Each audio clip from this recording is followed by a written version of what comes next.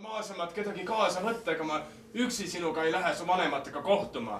No sul ei ole vaja mingit wingman'i võtta mu vanematega kohtumiseks.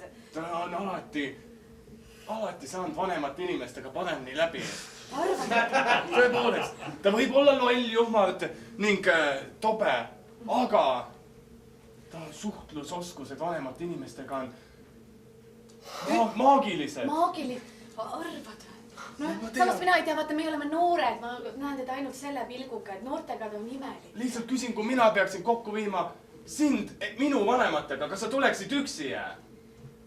Ei. Sa võtaksid kaasa enda sõbranna?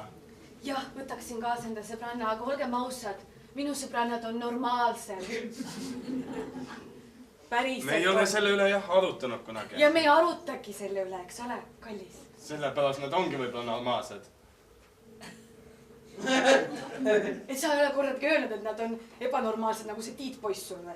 Oota, mina kõik ei kommenteeri, mis mulle mõttesse tuleb. Jumal tänatud, et ei kommenteeri. Sa oled hästi interesseeritud. Kõik, mis sülg suhu toob, ei ütle ma välja. Pille, tänan, et lubasid ööbida enda juures. See ei, Mark, tore, et lubasid ööbida. Muidugi, Sandra. Ma võtsin tapeeti kaasa.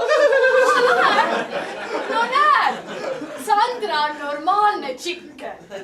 Ta jälle vahetab külaliste toas tapeeti. Nojah, see talle ei meeldinud eelmine, et see juba 3. kord, kuidas ta teeb seda, aga minu arust nagu... Talle eelmine ei meeldinud, mis ta ise pani sinna. Ja ta kakkus selle ära eile õhtul kõik, kas ta ei kuulnud mingi... Käis. See küll rääkimata, et talle ei meeldinud see, mis meie oma oli. No seda ta pole veel asendanud, mis on kuidagi kahju muidugi. Et meie seinad on kõik nagu metsloom oleks läbi käinud meie magamistoas. Aga see... Pluss veel, mulle ei meeldi, et ta öösiti käib meie voodis vahepeal magamas. Mul on külm.